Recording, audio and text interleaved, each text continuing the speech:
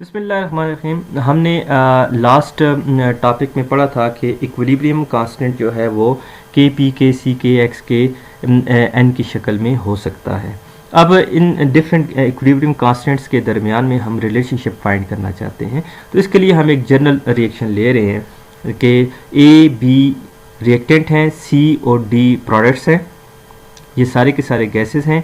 ए के जो number of मोल हैं वो स्मॉल ए से रिप्रेजेंट किए गए हैं, बी के नंबर ऑफ मोल को स्मॉल बी से, सी के नंबर ऑफ मोल को स्मॉल सी से और डी के नंबर ऑफ मोल को स्मॉल डी से रिप्रेजेंट किया गया है। इस इक्विलिब्रियम के लिए हम के पी लिखेंगे तो प्रोडक्ट के पार्शियल प्रेशर को ऊपर लिखेंगे और रिएक्टेंट के पार्शियल प्रेशर को नीचे, और जो पावर्स हैं वो इनके नंबर ऑफ मोल्स के बराबर हैं। तो ए के नंबर ऑफ मोल ए हैं तो ये इसकी पार्शियल प्रेशर के पावर में आ गया, बी के नंबर ऑफ मोल बी हैं तो ये पार्शियल प्रेशर ऑफ बी की पावर में आ गया, सी के नंबर ऑफ मोल सी हैं जो इसकी पावर में आ गया, डी के number of mole small D है जो इसकी पावर में नज़र आ रहा है। अब पार्शियल पी जो है यहाँ पे हर एक सब्सटेंस के पार्शियल प्रेशर को रिप्रेजेंट कर रहा है। अब हमें ये भी पता है आइडियल गैस इक्वेशन से कि P V is equal to n R T, तो यहाँ पे वी को इस साइड पे ले जाएं एन ओवर वी, और एन ओवर वी क्या है, number of mole per unit volume, और हमने कहा हुआ है कि number of mole per unit volume is concentration, C से रिप्रेजेंट करते हैं। तो जैसे हमने के सी में कहा था कि जो कंसंट्रेशन है क्या है वो number of mole per unit volume है, तो ये C is number of mole per unit volume. ये आ गया जी। अब इस इक्वेशन में ये पार्शियल प्रेशर की जगह पे हम सी आर टी लिख सकते हैं, क्योंकि हमें पता है partial pressure is equal to concentration into R T.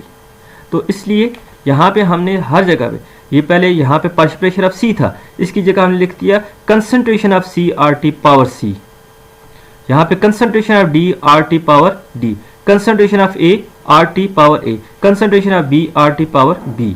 देखें यहाँ पे ये पार्शियल प्रेशर हैं, तो पार्शियल प्रेशर की जगह पे हम सी आर टी लिख रहे हैं।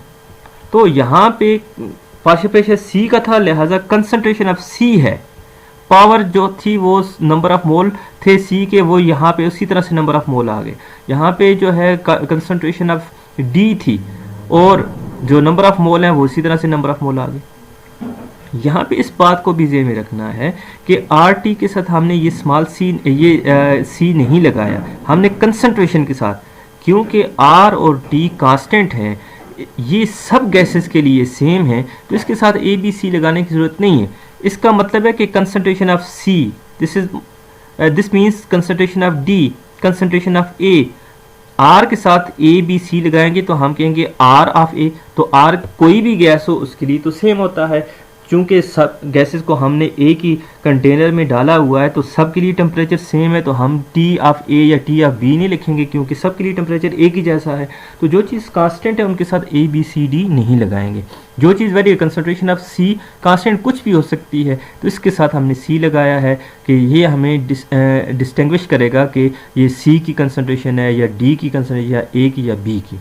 और ये जो सी पावर में है डी पावर में है, ये वही नंबर ऑफ मोल हैं जो बैलेंस इक्वेशन में है। अब इस इक्वेशन को हम ऐसे लिख सकते हैं कि कंसंट्रेशन वाली टर्म्स को हमने इकट्ठा कर लिया, आर टी पावर सी इधर आ गया, आर टी पावर डी इधर आ गया, आर टी पावर ए ये आ गया और आर टी पावर बी ये आ गया। तो ये concentration of C power C ये इधर आ गया, concentration of D power D ये इधर आ गया, concentration of A power A इधर आ गया, concentration of B power B ये आ गया। ये सारे की सारी वही चीज़ बन गई है जो के सी के इक्वल होती है। ब्रैकेट लिखें या सी लिखें बात एक ही है, तो हमने इस सारे की जगह पे के सी लिख दिया। अब ये देखें ये बेस सेम है, आर टी बेस है, तो इसकी पावर जो है वो ऐड हो सकती हैं, C plus T, R T ये बेस सेम है, नीचे भी पावर प्लस हो गई। अब जब नीचे से ऊपर आएगा तो C D minus A B, R T जब ऊपर आए उसके नीचे जब थी पावर ए प्लस बी थी तो ऊपर आएगा उसके साथ माइनस लग जाएगा। तो इस C D minus A B की जगह डेल्टा एन लिख, डेल्टा एन क्या है, number of mole of product, इनको ऐड करें, minus number of mole of reactant को ऐड करें। देखें डेल्टा एन क्या है, sum of, summation sum of number of mole of products minus sum of number of mole of reactant. तो इस सारे की जगह पे हमने डेल्टा एन लिख दिया। तो डेल्टा एन लिखने से पता चल गया कि आपने प्रोडक्ट के नंबर ऑफ मोल को ऐड करके उनमें से रिएक्टेंट के नंबर ऑफ मोल को ऐड करके माइनस कर देना है, प्रोडक्ट के number of mole minus reactant के नंबर ऑफ मोल।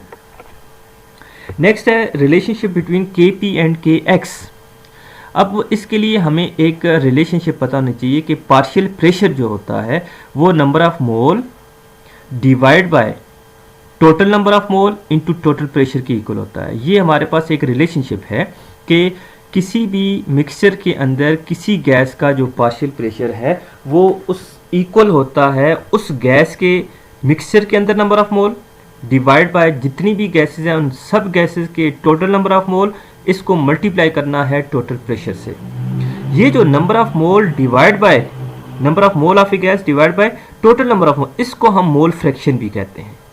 ऐसे भी लिख सकते हैं और इस सारे की जगह पे मोल फ्रैक्शन x भी लिख सकते हैं।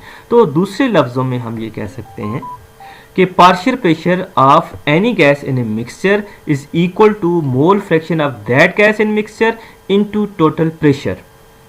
Partial pressure is equal to number of mole of a gas divide by total number of mole of gas of all the gases into total pressure, और partial pressure is equal to mole fraction of that gas in the mixture into total pressure। अब partial pressure जो equation number 1 में हमने देखा था, ये equation number 1 है, इसमें इस partial pressure की जगह पे अब हम ये चीज लिख देते हैं x इंटू पी। तो ये देखें यहाँ पे partial pressure ऑफ C था तो हमने लिख दिया मोल fraction of C into total pressure और पावर उसी तरह से C। मोल फ्रैक्शन यहाँ पे पार्शियल प्रेशर ऑफ D था तो मोल fraction of D into total pressure power D।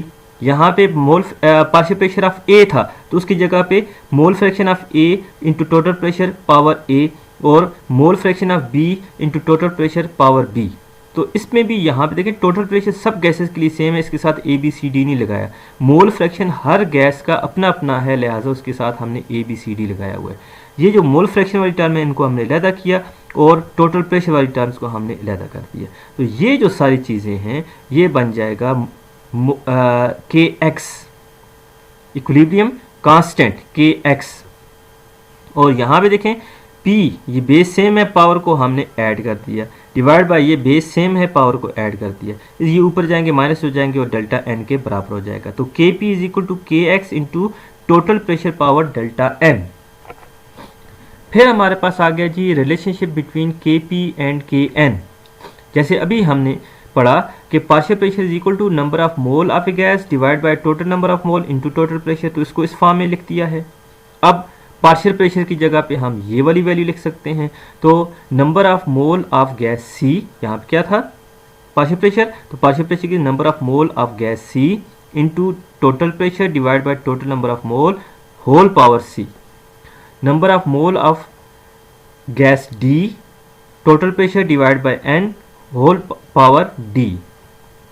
यहाँ पे पार्शियल प्रेशर ऑफ ए था, उसकी जगह पे number of mole of A total pressure divide by total number of mole whole power A. यहाँ पे पार्शियल प्रेशर ऑफ बी था, उसकी जगह number of mole of B total pressure divide by total number of mole whole power B. अब number of mole वाली term को हमने separate कर दिया और P ओवर N ये टोटल प्रेशर और टोटल नंबर ऑफ मोल सबके लिए सेम है, इनको अलहदा कर दिया। तो ये फिर वही बात कि K N के इक्वल हो गया है। ये P over N base same है, ये भी बेस ये दोनों सेम है, C प्लस D हो गया, ये भी बेस सेम है, A प्लस B हो गया। तो के एन P ओवर N ये फिर उसी तरह से ऊपर जाएगा माइनस हो जाएगा, डेल्टा N हो गया। तो हमारे पास रिजल्ट ये आया कि के P is equal to K C into R T power delta N which is equal to K X into total pressure power delta N is equal to K N P over N power delta N. अगर किसी भी gas के लिए delta N 0 हो जाए तो फिर जैसे ये है, यहाँ पे प्रोडक्ट के नंबर ऑफ मोल 2 हैं माइनस रिएक्टेंट के नंबर ऑफ मोल भी 2 हैं, एक मोल इसका एक इसका, तो 2 माइनस 2 0 हो जाएगा। तो ये इसकी पावर 0 होगी, ये भी 1 हो गया, इसकी पावर 0 ये भी 1, इसकी पावर 0 ये भी 1। तो के पी के सी के एक्स और के एन के बराबर हो जाएंगे। अदरवाइज ये चारों इक्विलिब्रियम कांस्टेंट बराबर नहीं है। एक ही केस में बराबर हो सकते हैं जब प्रोडक्ट के नंबर ऑफ मोल और रिएक्टेंट के नंबर ऑफ मोल बराबर हो।